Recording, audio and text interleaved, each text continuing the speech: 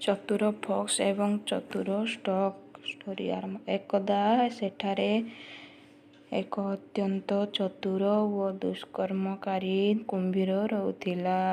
ସେ ଅନ୍ୟ ପଶୁମାନଙ୍କ ସହ ମଧୁର କଥାବାର୍ତ୍ତା କରୁଥିଲେ ଏବଂ ସେମାନଙ୍କ ଉପରେ କୌଶଳ ଖୋଲିବା ପୂର୍ବରୁ ସେମାନଙ୍କ ବିଶ୍ୱାସ ହାସଲ କରୁଥିଲେ। କୁମ୍ଭୀରଟି ଏକ ସାରସକୁ ଭେଟିଲା। ସେ ସାରସ ସହିତ ବନ୍ଧୁତା କରିଥିଲେ ଏବଂ ଜଣେ ବହୁତ ଭଲ ବନ୍ଧୁ ପରି ଅଭିନୟ କଲେ। ଖୁବ୍ ଶୀଘ୍ର ସେ ସାରସକୁ ତାଙ୍କ ସହିତ ଭୋଜି କରିବାକୁ ନିମନ୍ତ୍ରଣ କଲେ। ସାରସ ଖୁସିରେ ଭୋଜିର ଦିନ ଆସିଲା ଏବଂ ସାରସ କୁମ୍ଭୀରର ଘରକୁ ଚାଲିଗଲା। ତା'ର ଆଶ୍ଚର୍ଯ୍ୟ ଓ ନିରାଶା ପାଇଁ କୁମ୍ଭୀର କହିଲା ଯେ ସେ ପ୍ରତିଶ୍ରୁତି ଅନୁଯାୟୀ ବଡ଼ ଭୋଜି କରିପାରିବ ନାହିଁ ଏବଂ କେବଳ କିଛି ସୁପ୍ ଅର୍ପଣ କଲା। ଯେତେବେଳେ ସେ ସୁପ୍କୁ ରୋଷେଇ ଘରୁ ବାହାରକୁ ଆଣିଲେ, ସାରସ ଦେଖିଲା ଗରିବ ସାରସ ନିଜର ଲମ୍ବା ବିଲରେ କୌଣସି ସୁପ୍ ଖାଇପାରିନଥିଲା, କିନ୍ତୁ କୁମ୍ଭୀରଟି ସହଜରେ ପ୍ଲେଟ୍ରୁ ସୁପ୍ ଚାଟିଥିଲା। ସାରସଟି ତା'ର ବିଲର ଟିପ୍ରେ ସୁପ୍କୁ ସ୍ପର୍ଶ କରୁଥିବା ବେଳେ କୁମ୍ଭୀରଟି ତାକୁ ପଚାରିଲା, ସୁପ୍ କେମିତି ଅଛି? ତୁମକୁ ଏହା ପସନ୍ଦ ନାହିଁ କି? ଭୋକିଲା ସାରସ ଉତ୍ତର ଦେଲା, ଓଃ, ଏହା ଭଲ, କିନ୍ତୁ ମୋ ପେଟ ଖରାପ ଅଛି ଏବଂ ସୁପ୍ ଖାଇପାରିବି ନାହିଁ। କୁମ୍ଭୀର କହିଲା, ତୁମକୁ ହଇରାଣ କରୁଥିବାରୁ ମୁଁ ଦୁଃଖିତ।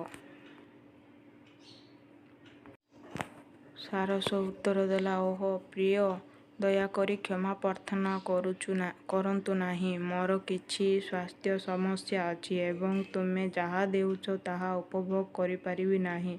କୁମ୍ଭୀରକୁ ଧନ୍ୟବାଦ ଦେବା ପରେ ଏବଂ ରାତ୍ରି ଭୋଜନ ପାଇଁ ନିଜ ଘରକୁ ନିମନ୍ତ୍ରଣ କରିବା ପରେ ସେ ସେଠାରୁ ଚାଲିଯାଇଥିଲେ।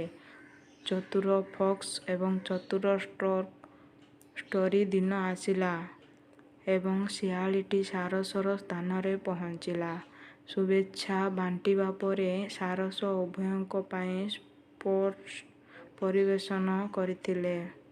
ସୁପ୍ ପରିବେଷଣ କରିଥିଲେ। ଲମ୍ବା ବେକ ଥିବା ଏକ ସଂକୀର୍ଣ୍ଣ ଜାର୍ରେ ସେ ତାଙ୍କ ଲମ୍ବା ବିଲ୍ରେ ସୁପ୍କୁ ଅତି ସହଜରେ ପାଇବାରେ ସକ୍ଷମ ହୋଇଥିଲେ, କିନ୍ତୁ କୁମ୍ଭୀରଟି ନିଶ୍ଚିତ ଭାବରେ କରିପାରିଥିଲେ। ତା'ର କାମ ସରିବା ପରେ ସାରସ କୁମ୍ଭୀରକୁ ପଚାରିଲା ଯେ ସେ ସୁପ୍କୁ ଉପଭୋଗ କରୁଛି କି? କୁମ୍ଭୀରଟି ନିଜେ ସାରସ ଦେଇଥିବା ଭୋଜିକୁ ଖାଇଲା ଏବଂ ବହୁତ ଲଜ୍ଜା ଅନୁଭବ କଲା। ସେ ଚିତ୍କାର କରି କହିଲା, ମୁଁ ଏବେ ଚାଲିଯିବା ଭଲ, ମୋର ପେଟରେ ଯନ୍ତ୍ରଣା ହେଉଛି। ଅପମାନିତ ହୋଇ ସେ ଦୌଡ଼ି ସେହି ସ୍ଥାନ ଛାଡ଼ି ଚାଲିଯାଇଥିଲେ। ନୈତିକତା ଗୋଟିଏ ଖରାପ ମୋଡ଼ ଅନ୍ୟକୁ ଆକର୍ଷିତ କରିଥାଏ। ମୋ ଷ୍ଟୋରୀ ଆପଣମାନଙ୍କୁ ଭଲ ଲାଗିଲେ ଲାଇକ୍ କରିବେ, ସେୟାର କରିବେ, ସବସ୍କ୍ରାଇବ୍ ମଧ୍ୟ କରିବେ। ଜୟ ଜଗନ୍ନାଥ।